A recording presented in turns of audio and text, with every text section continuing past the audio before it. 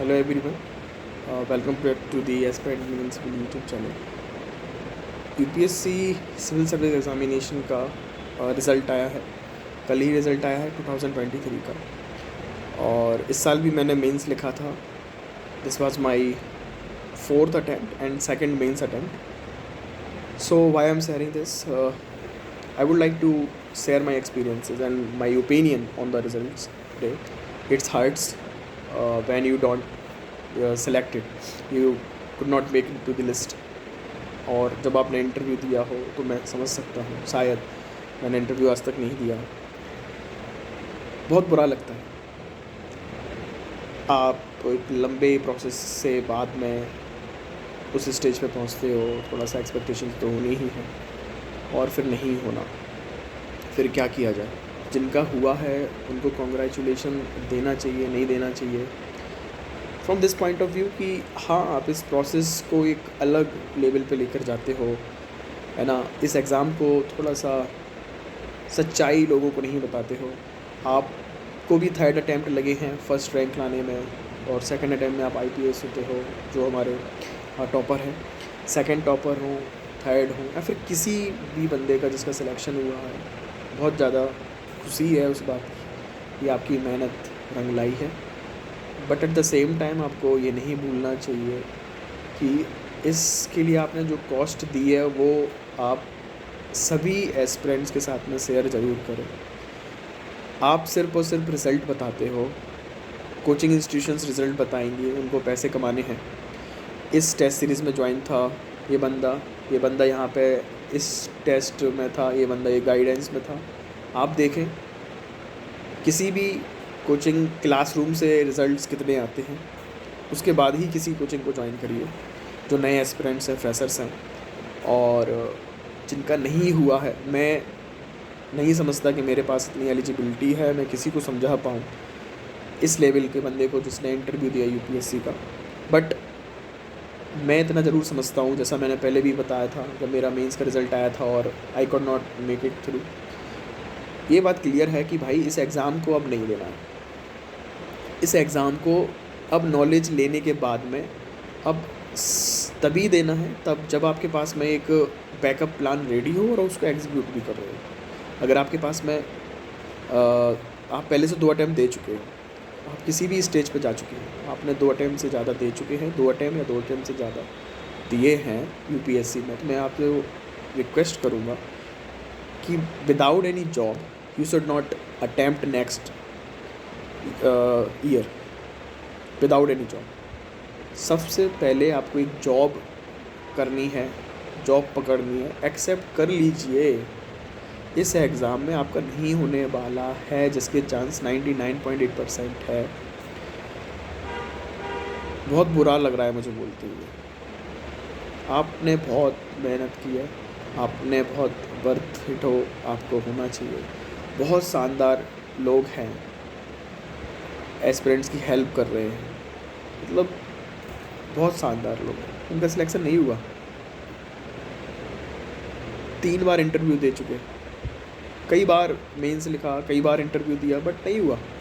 आज उनके पास में अगर वो प्लान नहीं है दूसरा और नहीं हुआ तो बुरा तो लगना ही लगना है। अगर आपके पास जॉब भी है, नहीं होता है इतनी मेहनत करने के बाद भी, तो बुरा लगता है।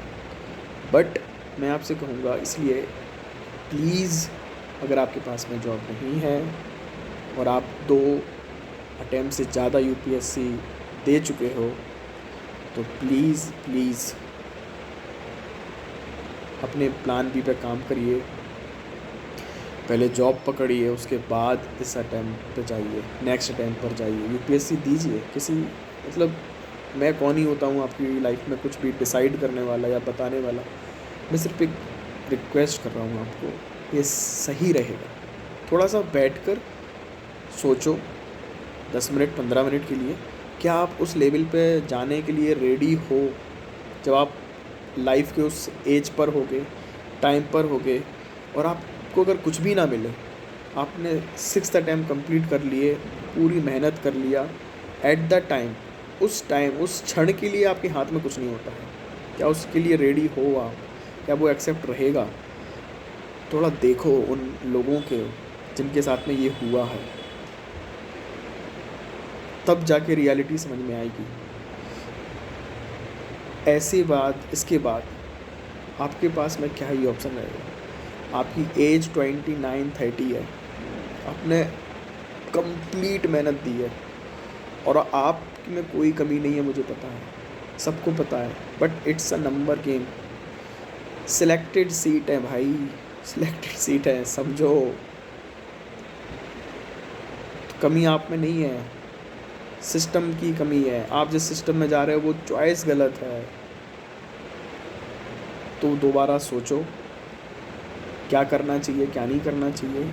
अर्निंग करना बहुत ज़्यादा ज़रूरी है, नहीं तो आपको बाबा बनने से कोई नहीं रोक सकता। You are going to the next spiritual guru of India, because you will not have, I don't think so, that much energy, that much power, strength in yourself, stamina, कि आप कहीं और जाकर वो सब चीज़ें फिर से और एक अलग लेवल पे जो आप थॉट प्रोसेस लेके जाते हो यूपीएससी में, मैं आप थोड़ा बहुत रिलेट कर सकता हूँ। मैंने 2 मेंस लिखे हैं, बुरा लगता है, फील होती हैं सारी चीज़ें, लेकिन मैं यही आपसे कहूँगा जो फ्रेशर्स है अपना 100% के साथ में फर्स्ट अटैम्प्ट दे दो,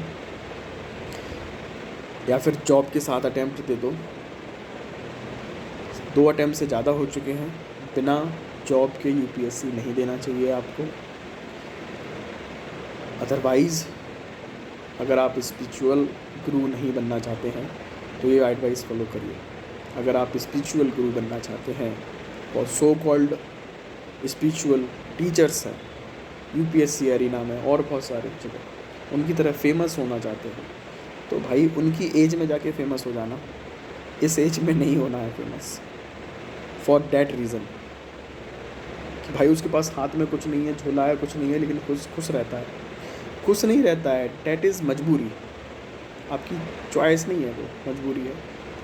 आई होप मेरी आप बात समझ रहे होंगे, और भी वीडियो बनाऊंगा, बात करेंगे, काम करेंगे। आप मुझे डीएम कर सकते हो, टेलीग्राम ग्रुप पे ज्वाइन हो जाइए, हम आपस में बात करेंगे, शेयर करेंगे अपने आइडिया को, ओपिनियन को, और भी सारी चीज़ें, ठीक है। But never lose your hope, never loss your hope. कोई बात नहीं हुआ, कोई बात नहीं, अब गलती नहीं दोहराया। सबसे बड़ी गलती है बिना प्लान बी के इस एग्ज़ाम में आना, सबसे बड़ी गलती यही है। अब इस वाली गलती को दोहराना नहीं है, बाकी फिर एग्ज़ाम वाली गलती नहीं दोहराना। जो भी कमी है उसको आराम से करना। अभी के लिए आप अपने मन को शांत करो, थोड़ा सा रिलैक्स रहो। कहना बहुत आसान है, नहीं होता है, कुछ नहीं होने वाला। 2 से 3 दिन कुछ भी समझ में नहीं आएगा, 2 से 3 दिन कुछ भी समझ में नहीं आने वाला, कोई भी कुछ भी बोल दे। उसके बाद में आपको धीरे धीरे समझना होगा चीज़ों को।